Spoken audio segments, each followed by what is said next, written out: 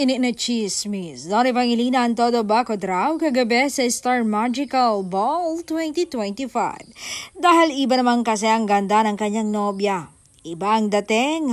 Kahit napakasimple lang nito, pati ang kanyang makeup. Naging advantage pa nga niya ito dahil mas lumitaw pa ang kanyang natural na ganda.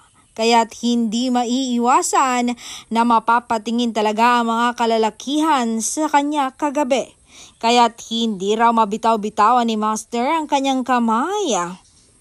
Todo bakod talaga siya. Kilig na kilig nga ang ABS-CBN boses sa magkasintahan.